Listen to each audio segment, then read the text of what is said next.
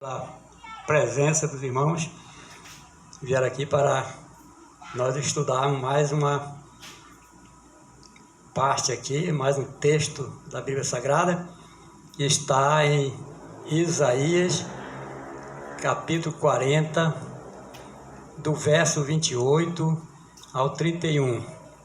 São 4 versículos, 28, 29, 30 e 31. Diz aqui a palavra do Senhor: não sabeis, não ouviste que o eterno Deus, o Senhor, o Criador dos fins da terra, nem se cansa, nem se fadiga, não há esquadrinhação do seu entendimento, dá vigor ao cansado e multiplica as forças ao que não tem nenhum vigor. Os jovens se cansarão e se fadigarão, e os jovens certamente cairão, mas os que esperam no Senhor renovarão as suas forças e subirão com asas como águia, correrão e não se cansarão, caminharão e não se fadigarão. Maravilhoso, né? Que está falando que quando a gente busca no Senhor, Ele dá vigor ao cansado e multiplica as forças ao que não tem nenhum vigor, não importa a sua idade. Ele fala até que aqui os jovens, se cansarão e se fadigarão, e os jovens certamente cairão, mas os que esperam no Senhor renovarão as suas forças e subirão com asas como águia, correrão e não se cansarão, caminharão e não se fadigarão. Para nós vermos que quando nós buscamos o Senhor, Ele nos dá força, nos dá vigor em nossas vidas para seguir em frente, não importando a nossa idade. Eu vou fazer um paralelo aqui com o Salmo 92, que ele diz também, são 4 versículos maravilhosos também, aqui no Salmo 92, o Salmo 92, do verso 12 ao 15, 12, 13, 14, 15, são também 4 versículos maravilhosos aqui. Diz aqui a palavra de Deus: o justo florescerá como a palmeira, crescerá como o cedro no Líbano. Os que estão plantados na casa do Senhor florescerão nos átrios do nosso Deus. Na velhice ainda darão frutos, serão cheios de seiva e de verdor. Tem Bíblia que fala de viçosos e florescentes, né? É a mesma coisa. Para anunciarem que o Senhor é reto, Ele é a minha rocha e nele não há injustiça. Glória a Deus, né? Para nós percebermos que o Senhor aqui, Ele não faz acepção de pessoas, que seja jovem, que seja criança, adulto, já pessoas de idade, como no meu caso, já na terceira idade, pregando ainda a palavra do Senhor. Eu costumo dizer que eu sou como uma vela que a gente acende e coloca no velador. E todos nós devemos ser assim, acender e ela fica ali iluminando aquele ambiente, até gastar todo aquela cera, né? Todo aquele material que a cera tem, que a vela tem, ela vai consumindo até o final. Assim, somos nós aqui nesse mundo, nós temos que sermos luz divina. O Senhor diz para nós, diz na sua palavra, que nós, os discípulos, somos luz do mundo também. Ele fala isso, né? Então nós devemos sempre andar por aí iluminando as pessoas, o ambiente onde vamos andar, né? Mas isso aqui é muito importante, que ele fala aqui que mesmo na velhice terá força, seiva e vigor, né? E darão ainda muitos frutos. Muito importante isso, porque muitas pessoas, nós conhecemos, né? Vocês sabem disso, que quando chega aos 40 anos, que já muita gente acha que é o começo da vida, né? Aos 40 anos, aos 50, 60, acha que já está mais para lá do que para cá, que já está no final de carreira, não procura mais melhorar suas condições de vida, estudando um pouco mais, trabalhando um pouco mais. Eu sou aposentado, mas eu ainda trabalho com a minha esposa numa pequena lojinha aqui ao lado, né? Vocês sabem. Porque se nós pararmos quando chegamos a certa idade, aí sim é como quando nós começamos a morrer. Eu não quero começar a morrer, eu quero continuar vivendo. Então, para mim continuar vivendo, enquanto Deus me der força e inteligência, vou fazendo alguma coisa de bom. Não só para mim, mas para a comunidade, para as outras pessoas, principalmente quem prega o Evangelho. Tem que sempre fazer o outro feliz, porque nós só somos felizes quando nós fazemos o outro feliz. Aí a nossa felicidade se completa. O nosso bem-estar depende de nós promovermos o bem-estar dos outros. Aí nós somos felizes. Aí nós completamos o nosso bem-estar. Então vamos pensar bem, raciocinar nessas palavras do Senhor, que são realmente uma verdadeira bênção. Nós não devemos parar no tempo. Se aparecer um curso, tem muitos cursos grátis na internet, não é verdade? Se a pessoa pode ter até um curso já superior, mas se aparecer um curso de idiomas, né? A pessoa faz, a pessoa estuda, tira um tempo à noite. Se a pessoa estudar inglês, por exemplo, uma palavra em um idioma estrangeiro, como inglês, uma palavra por dia, serão 365 palavras por ano que nós vamos aprender, não é verdade? Já dá para a gente ter um diálogo, pelo menos, com outra pessoa, não é verdade? Então, não devemos parar no tempo, porque quando a gente é criança, o tempo corre atrás da gente, a gente não está nem aí para o tempo, não é verdade? Mas quando nós nos tornamos adultos e com mais idade, a gente é que tem que correr atrás do tempo, não para fazer coisas ruins, como muitos, né? Tem gente que já está com certa idade, mas continua fazendo coisas ruins, inclusive para os outros, para o seu próximo. Isso às vezes ocorre até dentro de nossa própria família. Mas Jesus fala isso na sua palavra, não é verdade? Os teus inimigos são da sua própria casa. Ele não quer dizer que sempre é da própria casa, mas quer dizer que também dentro da nossa casa, às vezes nós temos inimigo.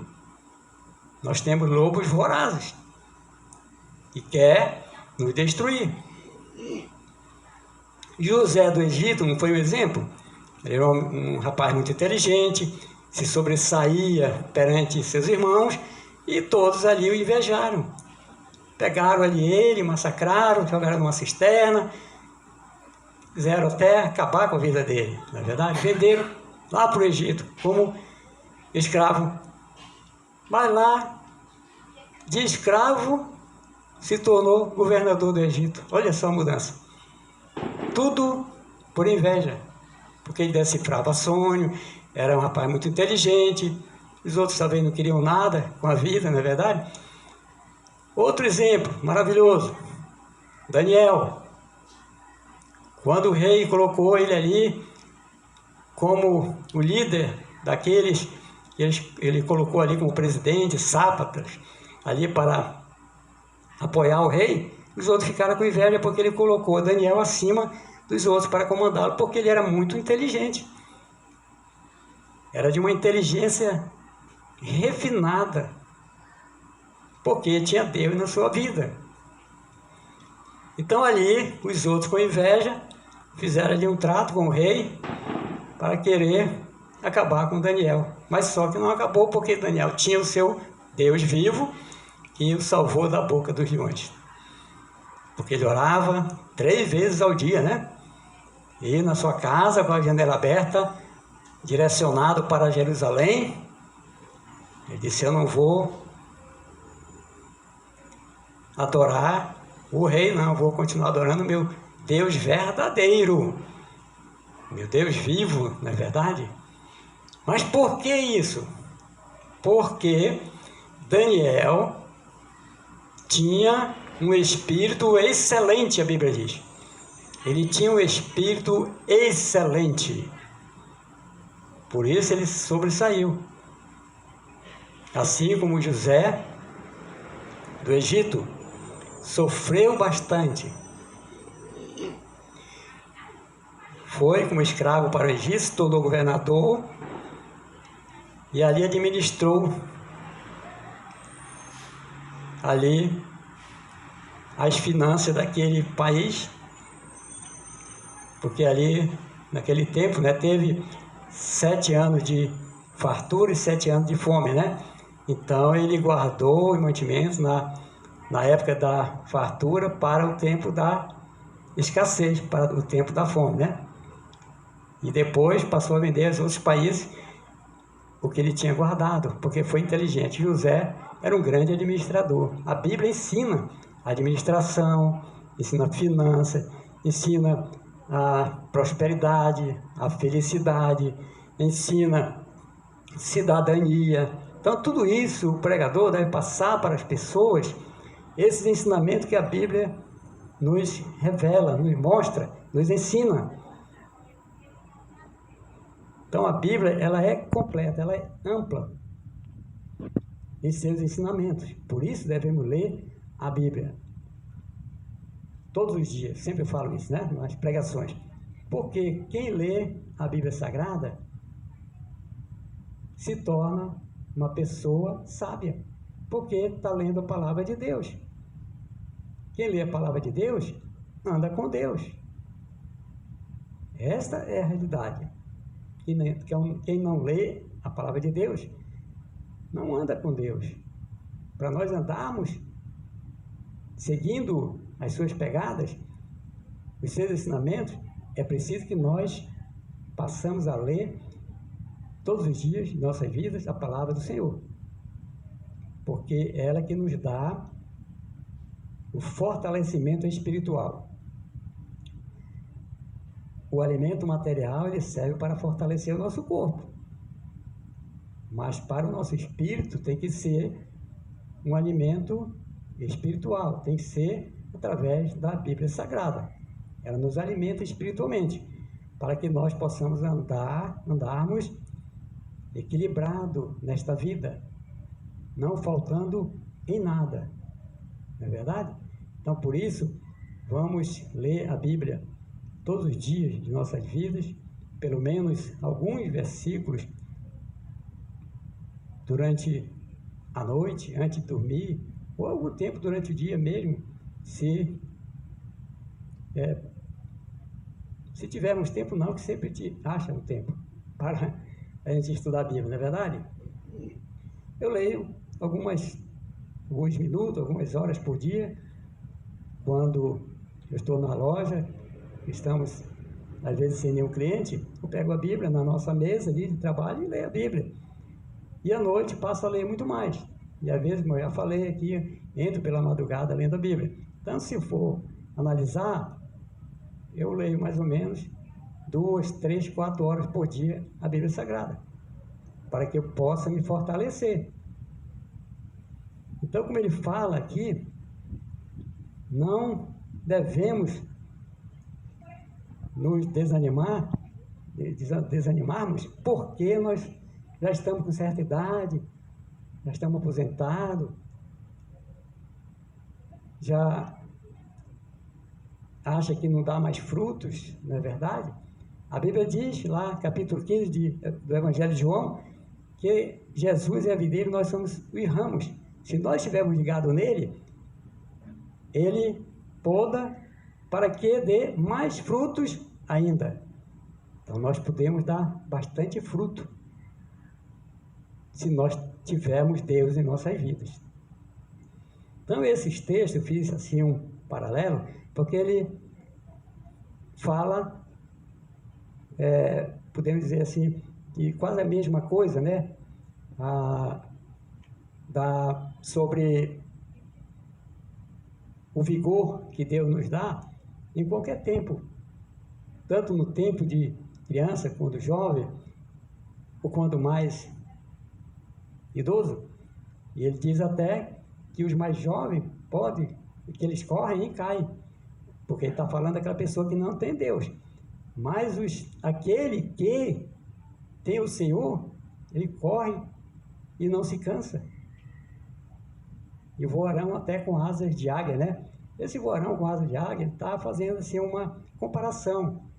Voar alto não quer dizer que vai voar com a asa igual da águia, né? Não. É ir em frente, vencer na vida. Uma espécie de alegoria que ele faz, né? Uma parábola aí, pelo menos nessas palavras, uma comparação para nos afirmar que nós seremos mais que vencedores em Cristo Jesus. O apóstolo Paulo não fala isso? Nós somos mais que vencedores em Cristo Jesus. Então nós devemos termos essa consciência e acreditarmos na palavra do Senhor, porque ela é verdadeira. A palavra do Senhor, ela é inerrante, ela não tem erro. Quem erra são os homens, somos nós. Mas Deus, ele não erra. Só Deus é perfeito. Só Deus, seu Filho amado, Jesus Cristo, são perfeição. Eles estão prontos já, pronto para agir, para abençoar, para nos dar vigor. Só eles mesmos estão prontos, só o Senhor. Mas na terra, em todo o mundo, não existe uma pessoa sequer que esteja totalmente pronto. Não existe. Porque nós, seres humanos, somos falhos. Mas nós devemos procurar cada dia nos aprontarmos cada vez mais. Aprontarmos para a vida, isso, né? Não estou falando aqui da indumentária, não, da roupa, da vestimenta. Estou falando ficarmos prontos para o que der e vier. Não é verdade? Nós não estamos prontos nunca, nós estamos sempre procurando nos aperfeiçoar, nos aprontarmos cada vez melhor para esse mundo, para esta vida, para enfrentar as adversidades deste mundo mal, que ele é mal mesmo. Jesus usa de várias palavras contra aqueles que batiam forte contra ele, não é verdade? Chamou de raça de víbora, geração perversa, assassinos, sepulcros caiados, que são belos por fora, mas dentro não passa de ossos secos, né? Imundícia. Chamou de várias palavras desse tipo para o homem, que principalmente aqueles que não queriam entender o Senhor Jesus. Mas Jesus falou essas palavras com profunda dor no seu coração, com o coração partido, porque ele queria o bem daquelas pessoas. E ele falou mais forte um pouco, para que aquelas pessoas entendessem, porque nem todas as pessoas são iguais. Atende, às vezes, com carinho, com amor, com palavras mansas. Não, por isso que Jesus não foi totalmente manso, como muita gente pensa, não. Eu e a Bernadette até vimos aí na internet que tem um pastor que diz que os mansinhos não entrarão no reino dos céus, né? Eu acho que ele está certo. E tem um ditado que diz que nós devemos ser novos bonzinhos, né? Mais ou menos essa palavra assim, bonzinho, que ele usa, parece. Nós devemos ser bons, nunca bonzinho, dizer sim para tudo, até mesmo para nossos filhos. Senão a gente quebra a perna dos filhos e não vão ser fortes nessa vida. Se tudo disser sim, vamos dizer sim para nossos filhos, não. Temos que saber dizer sim e dizer não. A Bíblia diz, né? Sim, sim, não, não. Então devemos ter cuidado com isso. A Bíblia diz, lá em Mateus capítulo 10, Eu vos envio como ovelhas para o meio de lobos. Porém, sede manso como as pombas, mas prudente como uma serpente. Por quê? Ele é completo. Ele usa as duas formas. Ser manso quando tem que ser manso, mas ser prudente quando tem que ser prudente. Ser prudente não é ser violento, é ter autoridade para falar. Jesus falava sempre com autoridade. Ele não falava somente mansinho, não, como muita gente pensa por aí. Por isso que muitos pregam uma verdade, uma espécie de água açucarada, não é verdade? As pessoas nunca vão entender o Evangelho por completo. Jesus nos ensina para sermos mansos, sim, mas na hora de ser prudente, sermos prudentes. O próprio Senhor Jesus fala na sua palavra que quando nós recebemos uma bufetada no lado do rosto, para nós também apresentarmos o outro lado. Não está escrito na palavra? Mas, no entanto, Jesus, quando ia caminhando ali com seus discípulos, que ele foi pego para levá-lo já preso e depois morrer por nós, nós sabemos que tudo isso aconteceu, não é verdade? Ele fala para aquelas pessoas que estavam prendendo ele ali, que explicasse para ele: se eu fiz o mal, me dá testemunho desse mal. Mas se eu fiz o bem, por que me feres? Jesus não deu o outro lado do rosto, não é verdade? A pessoa que não tem certo discernimento analisa o texto, mas não analisa o contexto. Ele imagina: poxa, mas Jesus manda que dê o outro lado do rosto, mas Jesus, ele próprio, não deu o outro lado. Então a pessoa precisa entender a palavra do Senhor em sua profundidade. Aí a gente vai naquilo que eu falei: sede manso como as pombas, mas prudente como uma serpente.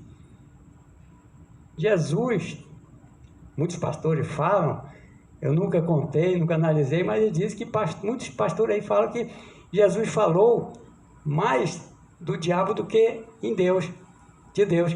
Por quê? Falou do diabo? Porque ele gosta do diabo? Não. Para nos alertarmos que ele é nosso arqui-inimigo, para nós termos cuidado com ele. Por isso ele nos alertou. Não é que ele gosta de falar do diabo, mas muita gente não gosta. Aquele pastor só fala em diabo, às vezes deixa até ir para a igreja, não é verdade? E muitos pastores com medo de perder membros, de prejudicar a sua igreja, seus fiéis, até se recusa de falar no nome do inimigo, não é verdade? Mas Jesus falou bastante. Tem muitas passagens bíblicas que Jesus bate forte e fala: vós sois um diabo, né?